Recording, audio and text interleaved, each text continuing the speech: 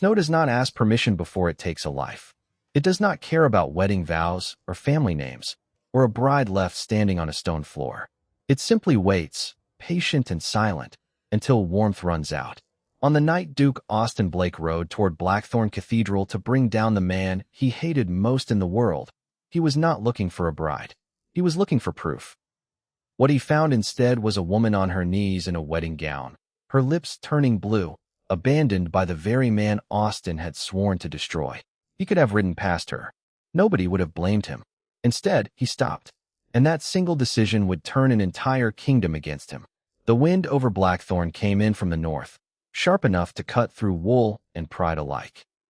Austin Blake pulled his collar higher and urged his horse forward through snow that had already buried the road. He was not a man who enjoyed riding in a storm, but the papers in his coat pocket could not wait for good weather. For 3 years he had chased evidence of Benjamin Buckley's crimes, watching the man smile his way through ballrooms while ordinary families lost everything to his schemes. Tonight, Austin finally had enough proof to end it. He only had to reach the cathedral before the wedding bells rang and Benjamin disappeared into a marriage that would shield him from every accusation. He never made it in time to stop the wedding. He arrived to find something far stranger. The cathedral doors stood open, banging against stone in the wind, and the guests were gone, their carriage tracks already vanishing beneath fresh snow. Austin slowed his horse at the base of the steps, frowning at the abandoned bouquets and the torn edge of a wedding contract scattered across the ground like they no longer mattered to anyone. Then he saw her. She was folded against the cold stone near the altar steps, her wedding gown soaked through and stiffening in the wind, her dark hair plastered to her face. For one terrible moment Austin thought he was looking at a statue that had fallen from its plinth. Then her shoulders trembled, so faint it could have been the wind, and he understood he was looking at a woman who had been left to die in her own wedding dress. He was off his horse before he finished the thought. Mississippi. His voice cracked hard against the storm. He dropped to his knees beside her, pressing 2 fingers to her throat, feeling for a pulse that was there, but only just. Her skin had gone the color of the snow around her. Miss, can you hear me? Her eyes opened halfway, unfocused, her lips moving without sound. Austin tore his own heavy coat from his shoulders and wrapped it around her, tucking the wool tight over her bare arms. It was only when he turned her gently toward him, trying to warm her hands between his own, that he recognized her face from a portrait he had seen once in a newspaper article about a struggling merchant family and their engagement to a rising young businessman. Erin Garner, bride of Benjamin Buckley. The man Austin had spent 3 years trying to ruin. He should have felt nothing but distaste for the woman who was about to marry his enemy. Instead, kneeling in the snow with her fading pulse under his fingers, Austin felt something far more dangerous. Anger, not at her, at the man who had left her here to freeze rather than face a scandal. Stay with me, Austin said, lifting her against his chest. She was lighter than she should have been, her body already shutting down against the cold. You are not dying on these steps tonight. He knew exactly what it would cost him to be seen.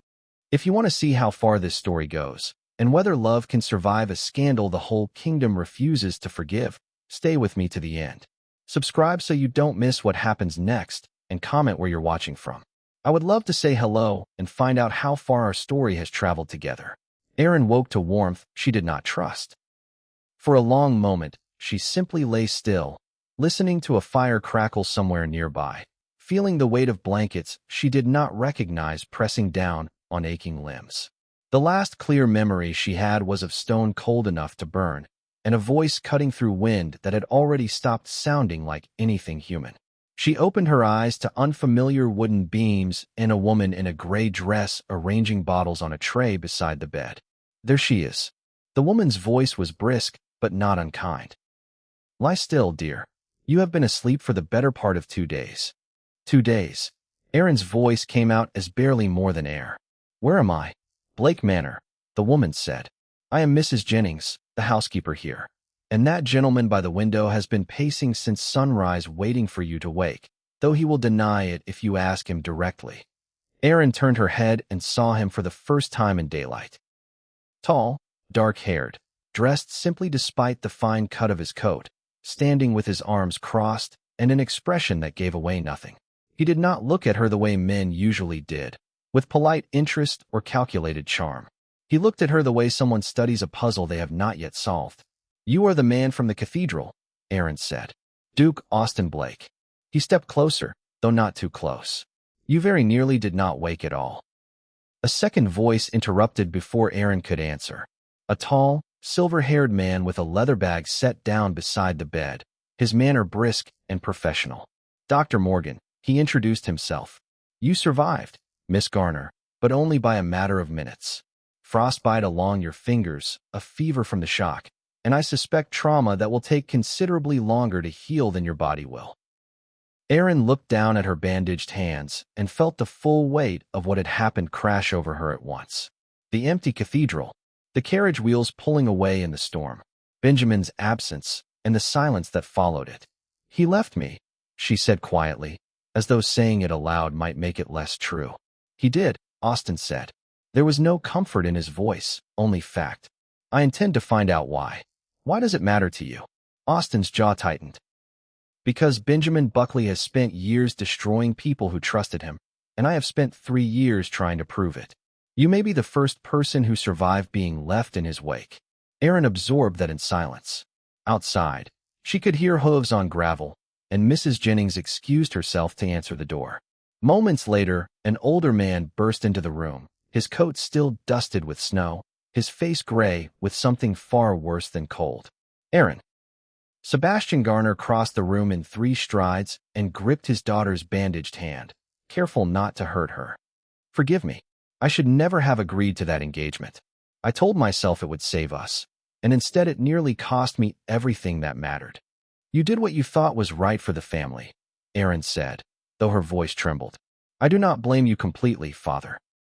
But I have carried the weight of this arrangement for 2 years, and I am tired of pretending it did not hurt." Sebastian bowed his head, unable to answer that. Austin watched the exchange with quiet attention, filing away every detail the way he filed away evidence. Later that evening, once Erin had been settled back into sleep and Sebastian had returned home with a promise to visit again, Austin found his steward waiting in the study. "Barnes," Austin said, "I want everything we can find on Benjamin Buckley's finances, going back 5 years. Every loan, every investor, every debt he has quietly buried." "You believe this goes deeper than a broken engagement," Barnes said. "A man does not abandon a bride at the altar out of cowardice alone," Austin said, staring into the fire. "He abandons her because staying would have exposed something he could not afford anyone to see." He did not yet know how right he was, or how far that truth would eventually reach. Later that night, unable to sleep, Austin found himself standing outside Erin's door, listening to the quiet sound of her breathing settle into something calmer than it had been in days. He told himself he was only checking on a guest recovering from near death. He did not yet have the honesty to admit that some part of him needed to know she was still breathing at all. Downstairs, Mrs. Jennings caught him on the stairs and gave him a look that said far more than any words could have. "You have not slept properly since you carried her through that door," she said. "I have a great deal on my mind," Austin said. "You have a great deal in your chest," Mrs. Jennings corrected gently, "and you are not yet ready to admit it. That is your business, not mine. But do try to sleep, Your Grace. A tired duke makes careless decisions, and this particular matter deserves a clear head." Austin did not answer, but he did, eventually, sleep. The following morning, Erin insisted on rising from bed despite Dr. Morgan's protests, determined to see the room where she had nearly died replaced, at least in her mind, with something less frightening than memory. Austin walked with her through the manor's quiet halls, saying little, letting her set the pace of her own recovery. "Everyone keeps looking at me as though I might shatter," Erin said, pausing by a tall window overlooking the frozen gardens. "You very nearly did," Austin said. "Give yourself permission to still be healing. I am tired of being something fragile that people handle carefully." "Then stop being fragile," Austin said simply. "Become something they have to handle carefully for an entirely different reason." Erin looked at him sharply, surprised by the directness of it, and for the first time since the wedding that never happened, something close to a real smile touched the corner of her mouth. By the end of the week, the scandal had already outgrown the truth. Wherever Erin's name was spoken, it came dressed in rumor. She had run from her own wedding. She had been seduced away by a duke. She had been paid to disappear so Benjamin could marry someone with a larger fortune. None of it was accurate, and all of it was spreading faster than Austin could contain it. He found Erin in the manor's small library one afternoon, staring at a newspaper with her jaw set tight. "They have decided I am either a fool or a fortune hunter," she said without looking up. "Apparently, I cannot simply be a woman who nearly froze to death." "The kingdom prefers a story to the truth," Austin said. "It is more entertaining.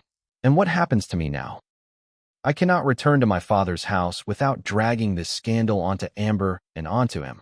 I cannot show my face at another gathering without becoming a punchline." Austin considered his next words carefully before speaking them. "Marry me." Erin's head snapped up. "What? Not for romance," Austin said quickly, before she could mistake his meaning. "For protection.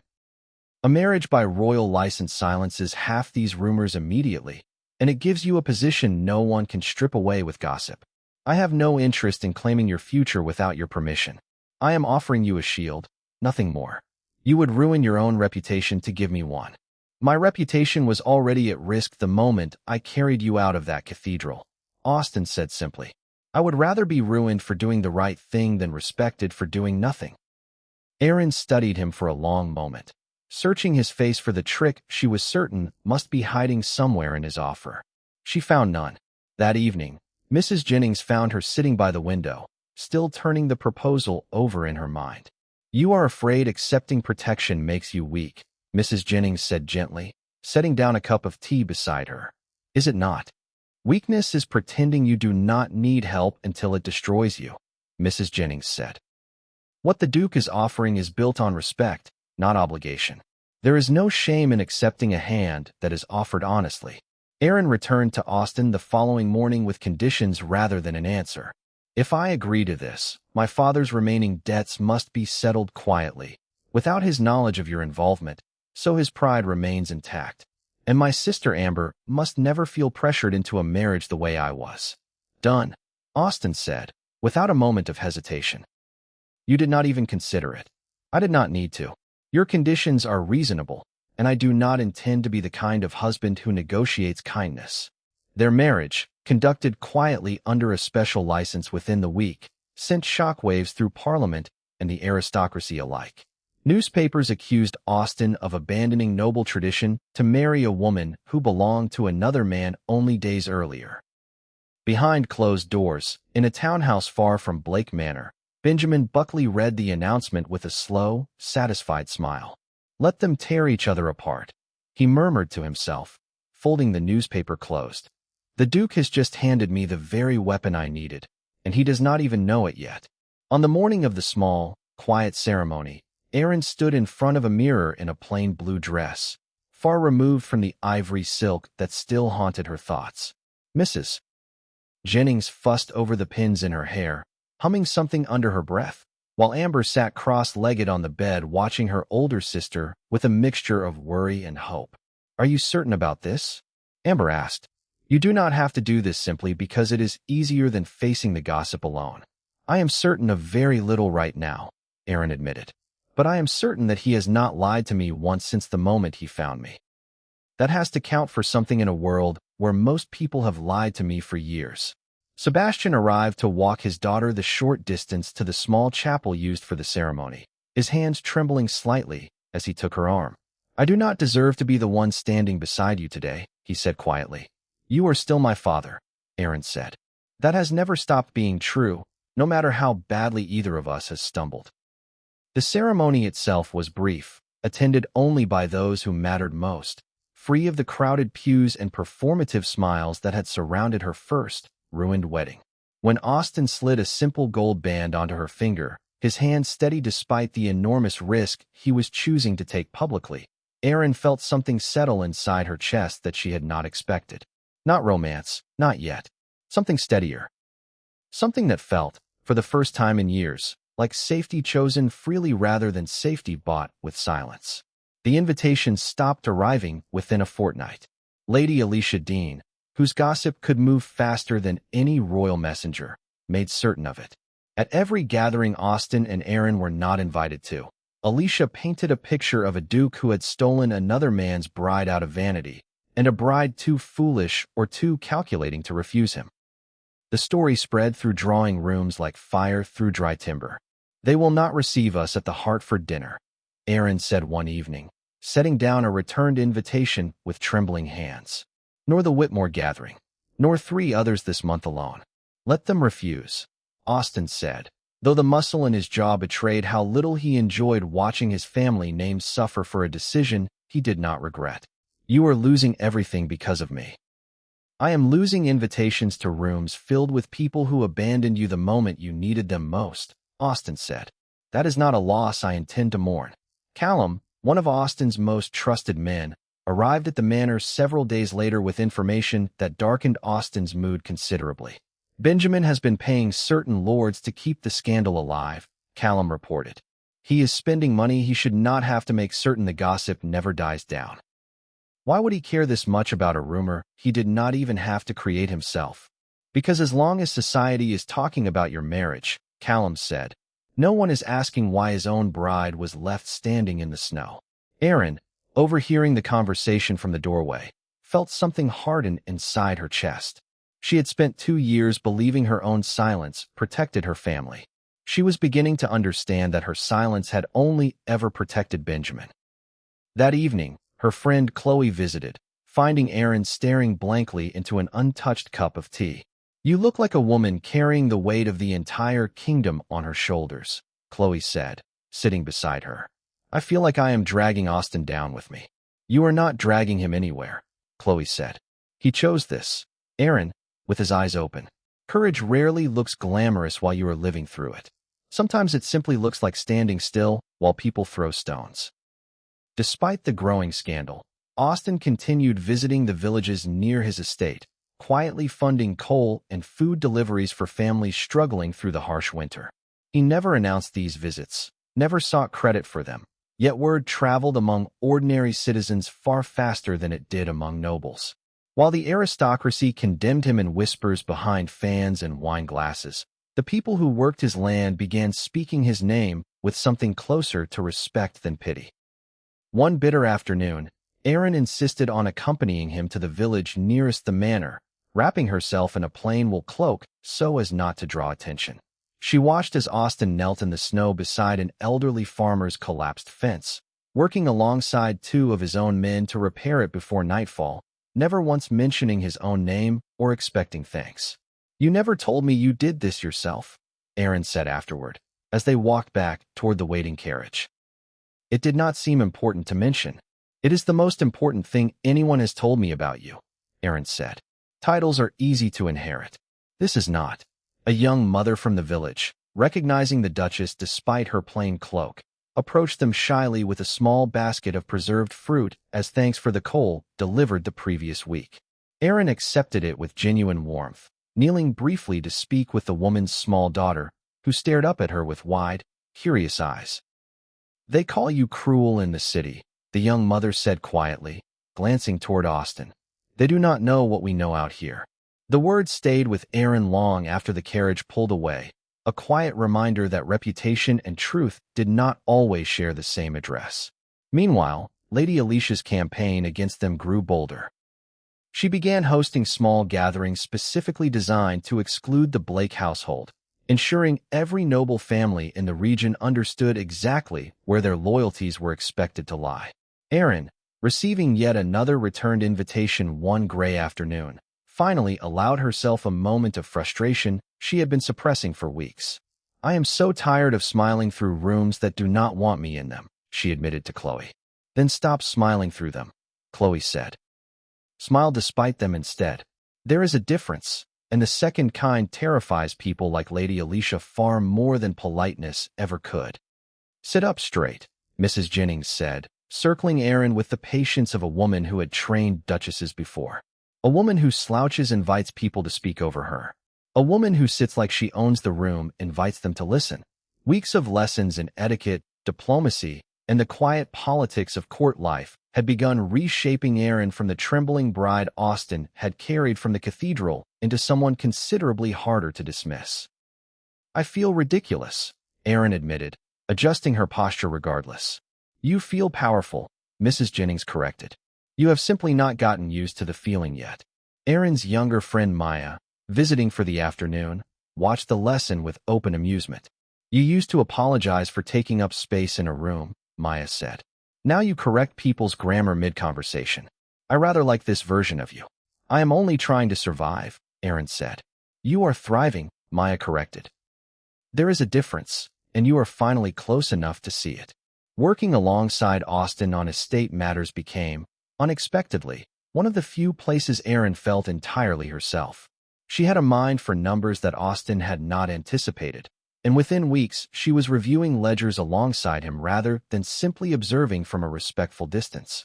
This entry does not match the previous quarter, Erin said one evening, tapping a column in one of the estate's financial records. The numbers were adjusted after the fact. Austin leaned over her shoulder, studying the figures. You have a talent for finding what does not belong. I have spent 2 years reading contracts my father did not fully understand, Erin said. I learned to notice small dishonesties long before I learned to trust large kindnesses. Their evenings gradually stretched longer, filled less with formal duty and more with genuine conversation.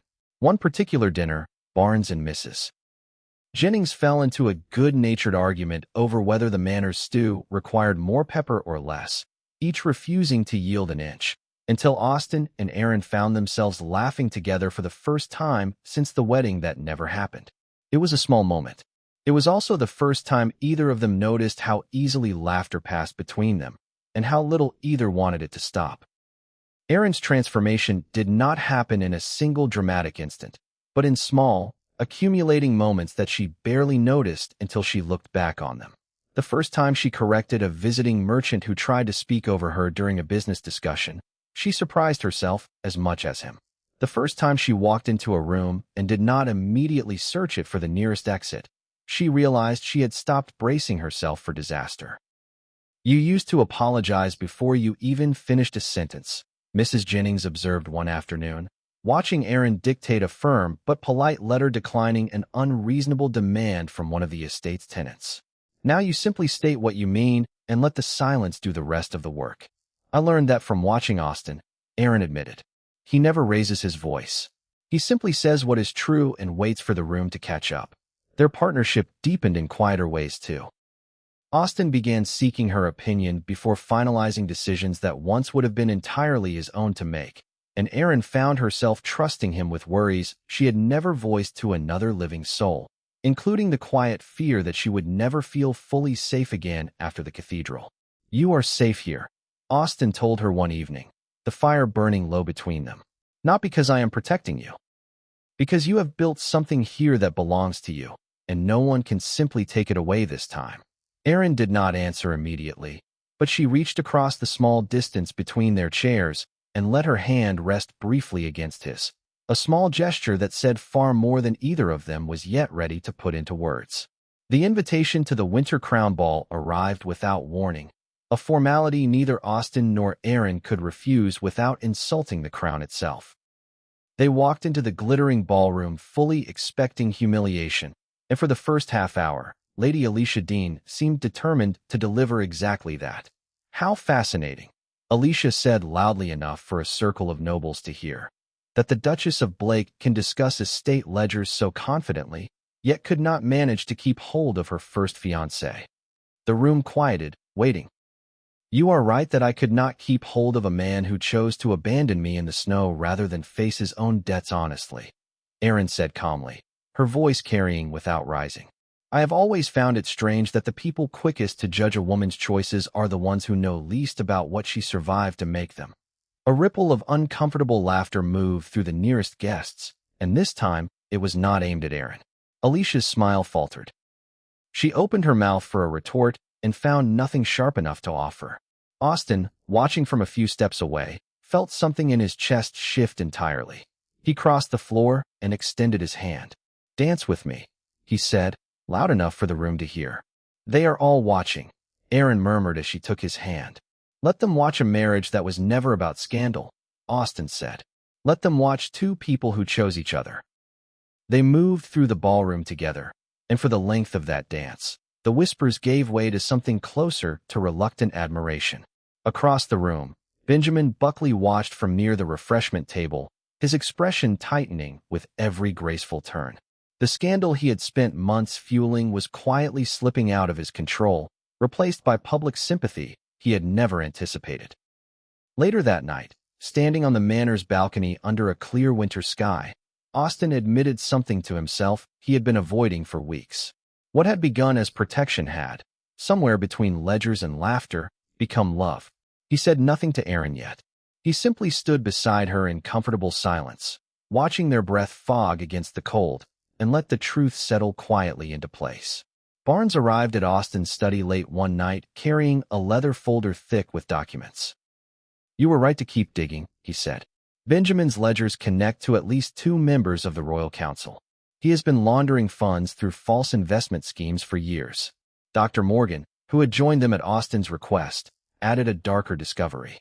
"I reviewed old medical records from an investor who died suddenly 5 years ago, shortly after threatening to expose Benjamin's fraud. The symptoms described match poisoning, not the illness that was recorded as his cause of death." Erin, seated at the corner of the desk with correspondence spread before her, felt a chill that had nothing to do with the winter outside. "He was willing to abandon me to protect a secret this large. He was willing to do far worse than abandon you," Austin said grimly. Kieran, a quiet operative Austin trusted with delicate work, had spent the last month working his way carefully into the fringes of Benjamin's circle. His reports, delivered in careful code through Callum, confirmed what Barnes and Dr. Morgan had uncovered. The conspiracy did not end with Benjamin. It reached into rooms far more powerful than his own townhouse. "We cannot move against a member of the Royal Council without undeniable proof," Austin said, pacing the length of his study. "One misstep, and Benjamin walks free while we lose everything we have built. Then we build the case properly," Erin said, already sorting the financial correspondence into careful order. "I know how to read a ledger for lies, remember. Give me time, and I will help you find every thread that connects back to him." Sebastian visited that same week, and for the first time since the wedding disaster, he spoke plainly about his own part in it. "I let fear decide my daughter's future," he told Austin quietly. "I will not make that mistake again, with Erin or with Amber. Whatever help you need in exposing this man, you have it." Meanwhile, across the city, Benjamin Buckley received unwelcome news of his own. One of his closest associates had begun quietly cooperating with an investigation he did not yet fully understand. "Someone in my own circle has turned against me," Benjamin said to himself, staring into a glass of wine he no longer had the appetite to finish. "I will find out who, before they finish burying me." Erin spent long nights bent over the correspondence Callum had gathered, cross-referencing dates and figures until her eyes ached and her fingers were stained with ink. It was tedious, exhausting work, and she found she did not mind it in the slightest. For the first time in her life, her attention to detail was not simply tolerated. It was needed. "You found something," Austin said, entering the study late one evening to find her sitting perfectly still, staring at a single letter. "This correspondence references a payment to someone identified only by initials," Erin said, sliding the letter toward him. "But the handwriting matches a signature I have seen before on documents from the Royal Council's own Treasury office." Austin read it twice, his expression darkening. If this is accurate, Benjamin has been funneling stolen money through a council member's private accounts for years, disguised as investment returns. "Then we are no longer simply exposing a broken engagement," Erin said quietly. "We are exposing corruption inside the Crown's own council. Which means we cannot afford a single mistake," Austin said. "Not one document out of place. Not one claim we cannot prove beyond doubt." Erin nodded, already reaching for a fresh sheet of paper to begin organizing the evidence into a case that would hold under the harshest scrutiny the council could offer. Watching her work with quiet, fierce determination, Austin felt a fresh wave of respect settle over whatever feelings he had already been carrying for her, feelings that were growing harder by the day to file away as simple duty. It happened on an ordinary evening, over nothing more dramatic than a shared pot of tea and a fire burning low in the study. "I keep waiting for you to regret this," Erin admitted, staring into the flames rather than at him. A marriage built to solve a scandal. I keep expecting you to grow tired of the arrangement. I stopped thinking of this as an arrangement months ago, Austin said. I think you know that. Erin finally looked at him. Say it plainly, then. I love you, Austin said, without hesitation, as though the words had been waiting patiently for permission. Not out of duty, and not because I feel responsible for saving you. I love the way you fight for the people you care about, and the way you refuse to let fear make your decisions for you. I love you too, Erin said, her voice breaking slightly on the admission. I have for longer than I have been willing to say aloud. Austin told her, quietly and without dramatics, about a woman he had once loved and lost to another man's betrayal years earlier, a wound that had taught him to guard his heart the way he guarded his ledgers. Erin, in turn, admitted how many years she had spent making herself smaller so her family's burdens would feel lighter, and how tired she had grown of disappearing into other people's comfort. Mrs. Jennings, passing the study door and catching the quiet warmth of the conversation inside, allowed herself a small, satisfied smile before continuing down the hall. Days later, Amber visited and could not resist teasing her sister mercilessly over dinner. Honestly, Erin, the entire household noticed the Duke was hopelessly in love with you months before he worked up the courage to say so. Mrs. Jennings had a wager going with Barnes. I did not need a wager to see it, Mrs. Jennings said primly. I simply enjoyed watching him pretend otherwise. The laughter that followed filled the dining room, warm and unguarded, a small victory against a winter that had cost them both so much already. Across the city, Benjamin's world was shrinking by the day. Investors were quietly withdrawing. Allies were distancing themselves. Desperation, Austin knew, made dangerous men far more dangerous, and Benjamin Buckley was rapidly running out of options. The note arrived wrapped around a stone thrown through the manor's kitchen window, and it stole every ounce of warmth from the house in an instant. Amber was gone. Benjamin had taken her, and he wanted the Blake family's financial records in exchange for her safe return. I will not negotiate from fear, Erin said, her hands shaking even as her voice stayed steady. But I will not lose my sister either, Austin. We have to move now. Austin assembled a small, trusted team within the hour. Callum, sharp and steady under pressure. Kieran, familiar with Benjamin's remaining allies and hiding places. Barnes, whose loyalty had never once wavered. Dr. Morgan arrived breathless with critical information gathered from a frightened stable hand who had overheard Benjamin's men discussing a route through the mountains toward an old, half-abandoned fortress that had once belonged to Benjamin's family before financial ruin forced its sale. I am coming with you, Erin said, already pulling on her coat. It is dangerous, Austin said. She is my sister, Erin said. I am not staying behind while you risk your life for my family. They rode through the night, the mountain paths treacherous with ice, until the ruined fortress rose ahead of them, dark against a clouded sky. Inside, they found Amber locked in a cold storeroom, frightened but remarkably composed, having spent her captivity quietly memorizing details about Benjamin's men and their movements. He kept saying you would come, Amber whispered as Austin cut through her restraints. I told him you absolutely would. The confrontation that followed was brief and chaotic. Benjamin, cornered and desperate, attempted to flee through a collapsed section of the fortress wall, vanishing into the storm before Callum could reach him. But in the scramble, Barnes recovered a strongbox Benjamin had left behind in his hurry, containing documents that would prove devastating in the trial to come. Amber, wrapped in Erin's coat and safely mounted beside her sister for the ride home, managed a shaky but genuine smile. I always did want an adventure story to tell at dinner parties, she said. I suppose this qualifies. The ride back down the mountain was slower than the ride up, the storm easing just enough to let starlight break through the clouds. Erin kept one arm firmly around her sister the entire way, unwilling to loosen her grip even after the immediate danger had passed. I was so frightened, Amber admitted quietly, once the others had ridden ahead out of earshot. But I kept thinking about how you survived that night in the cathedral, all alone, and I told myself if you could endure that, I could endure this. You should never have had to find courage that way, Erin said, her voice thick with emotion she had been holding back since the ransom note first arrived. Maybe not, Amber said, but I am glad I found it regardless. I think I understand you a little better now, sister. Fear does not disappear. You simply learn to keep moving while it is still there. Back at Blake Manor, Sebastian arrived within the hour, having ridden through the night the moment word reached him, and the sight of his youngest daughter safe and whole in the entryway brought him to his knees with relief he did not bother hiding. Austin, standing slightly apart from the reunion, allowed himself a rare moment of quiet satisfaction.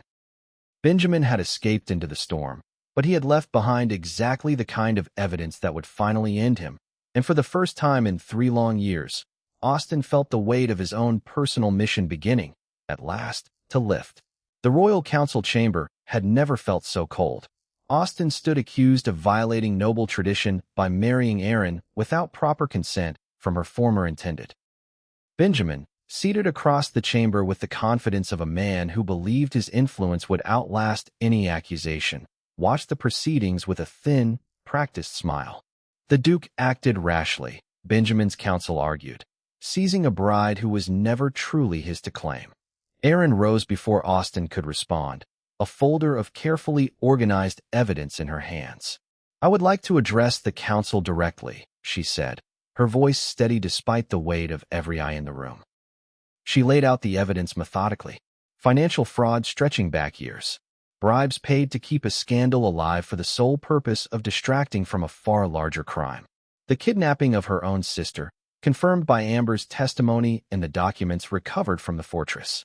Poisoning, connected through Dr. Morgan's careful medical review, tied to an investor who had once threatened to expose him. Callum and Barnes testified in turn, their accounts precise and unshakable. Even Lady Alicia Dean, called before the council to explain the origins of certain rumors, admitted with visible discomfort that she had unknowingly repeated lies fed to her directly by Benjamin's associates. I believed I was simply sharing gossip, Alicia said quietly. I did not realize I was helping a guilty man hide behind an innocent woman's reputation. Benjamin's composure finally cracked. He rose sharply, attempting to reach the chamber doors before guards intercepted him, his earlier confidence collapsing into open panic. Take him, the presiding official ordered, and for the first time in months, the room fell into stunned, satisfied silence. Austin was offered the opportunity to demand harsher punishment, a chance many in his position would have seized without hesitation. He declined. I did not fight this long to become the kind of man who answers cruelty with more cruelty, Austin said. Let the law decide his fate. I am finished carrying his weight. The king himself, presiding quietly over the final proceedings, publicly restored Austin's honor and title, formally acknowledging the courage it had taken to protect Erin against overwhelming public pressure. Benjamin Buckley was stripped of every title, every privilege, and every remaining shred of the reputation he had built on other people's suffering. Outside the council chamber, once the doors finally opened and the crowd of onlookers spilled into the corridor, Erin found her legs suddenly unsteady beneath her, the months of tension finally breaking loose all at once. Austin caught her before she could stumble, steadying her against him without a word. It is over, he said quietly, close to her ear. It does not feel real yet, Erin admitted, her voice trembling. It will, Austin said. Give it time. You just spent months turning fear into evidence strong enough to convict a man half the crown was too afraid to touch. Let yourself feel proud of that before you feel anything else. Lady Alicia approached them hesitantly in the corridor, her usual confidence entirely absent. I owe you an apology, she said stiffly, addressing Erin directly. A poor one, I imagine, given how much damage my words caused. But I am sorry regardless. Apologies mean very little without change behind them, Erin said, not unkindly. What you choose to do next will matter far more than what you say today. Alicia nodded slowly, something in her expression suggesting the words had landed exactly as intended. Sebastian, waiting near the chamber steps with Amber at his side, embraced his eldest daughter the moment she reached them, his relief plain on his weathered face. You saved us, he said. All of us, in the end. We saved each other, Erin corrected gently. That is the only way any of this ever worked. Benjamin Buckley received a lifetime sentence for treason, fraud, kidnapping, and conspiracy, his name quietly erased from every register of nobility he had once used to hide behind. Sebastian Garner rebuilt what remained of his family's estate honestly, refusing every offer of secret assistance, determined to reclaim his dignity through his own effort rather than borrowed comfort. Lady Alicia Dean, humbled by her own role in a scandal she had not fully understood, established a scholarship fund for young women navigating society without the protection of wealth or title, a quiet penance that slowly rebuilt her own reputation into something more meaningful than gossip. Amber, given the freedom her sister had never been offered, chose her own path entirely, pursuing her studies rather than an arranged future, her laughter filling Blake Manor with a lightness the household had earned the hard way. Austin and Erin returned to public life not as scandal, but as an example. Together, they established charitable foundations designed to protect struggling families from the kind of predatory debt that had once nearly cost Erin everything. The villages that had quietly grown to respect Austin during his darkest months now openly celebrated him, and the nobility who had once shunned him found themselves, uncomfortably, seeking his favor once again. Blackthorn Cathedral, the place where their story had nearly ended in tragedy, was restored that spring, its stained glass repaired, its stone steps swept clean of the memory that had once haunted them. Standing beneath its bells on a warm afternoon, surrounded by family who had fought fiercely to protect one another, Austin and Erin renewed the vows that had once been born from scandal and desperation, now carried forward by a love neither of them had expected, but both had chosen, again and again, when it mattered most. As winter finally gave way to spring across the kingdom, their story became proof of something simple and lasting. Compassion, chosen even when it is costly, has a way of outlasting every rumor built to bury it. On the evening of the renewed vows, once the guests had gone and the cathedral bells had gone quiet, Austin and Erin walked together through the village that had first welcomed him during the darkest months of the scandal. Lanterns glowed in cottage windows, and here and there, families waved from their doorways, no longer strangers keeping a cautious distance, but neighbors who had watched a duke and a duchess earn their trust the hard way. "Do you remember what you told me, that first morning I was well enough to walk through the manor?" Erin asked, her hand resting comfortably in his as they walked. "I remember telling you to stop being fragile," Austin said. "I was not entirely certain you would forgive me for saying it so bluntly." "I did not need forgiving," Erin said. "I needed exactly that. You never once treated me as something broken that required fixing. You treated me as someone who simply needed the chance to become who I already was underneath all that fear." Austin stopped walking and turned to face her fully, the lantern light catching the quiet certainty in his expression. "I did not save you that night in the snow," he said. "I only gave you the chance to save yourself, and then I had the extraordinary luck of watching you do exactly that." Erin smiled, the kind of smile that no longer carried any trace of the frightened bride left behind at a cold altar. "Then let us go home," she said, "and build whatever comes next, together." They did exactly that, for many long, ordinary, extraordinary years to come. If this story moved you, stay close for the next one, because there is always more waiting beyond the final page. Subscribe so you never miss where these stories go next, and comment below to tell me where in the world you are watching from. I would truly love to say hello and find out just how far this journey has carried us together.